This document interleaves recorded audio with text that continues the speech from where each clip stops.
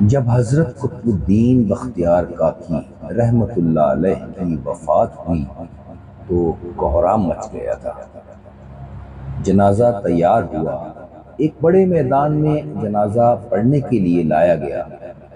مخلوق بڑی تعداد میں جنازہ پڑھنے کے لیے نکل پڑی تھی۔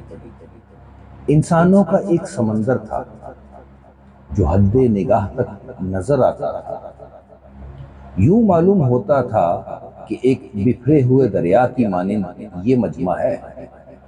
جب جنازہ پڑھانے کا وقت آیا، ایک آدمی آگے بڑھا، کہتا ہے کہ میں وصی ہوں، مجھے حضرت نے وصیت کی تھی، میں اس مجمع تک وہ وصیت پہنچانا چاہتا ہوں۔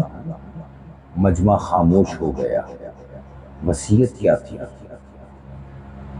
خواجہ قطب الدین بختیار کاکی رحمت اللہ علیہ نے یہ وصیت کی کہ میرا جنازہ وہ شخص پڑھائے جس کے اندر یہ چار خوبیاں ہوں۔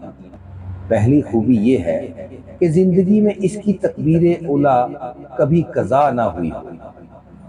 دوسری شرط، اس کی تہجد کی نماز کبھی قضا نہ ہوئی ہو۔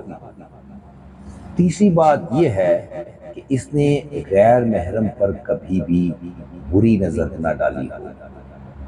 چوتھی بات یہ ہے کہ اتنا عبادت گزار ہو حتیٰ کہ اس نے عصر کی سنتیں بھی کبھی نہ چھوڑی ہو۔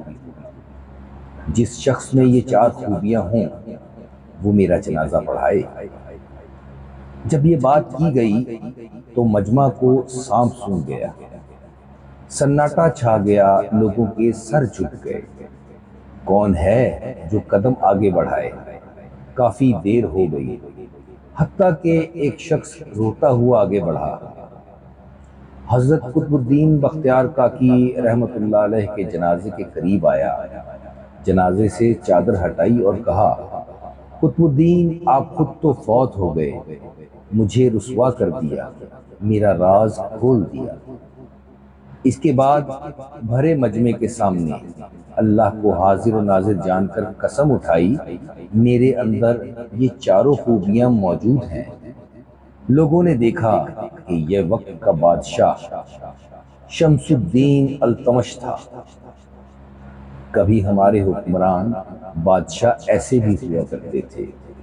آج ہر بندہ اپنے چور زانی لیڈروں کو سپورٹ کر رہا ہے۔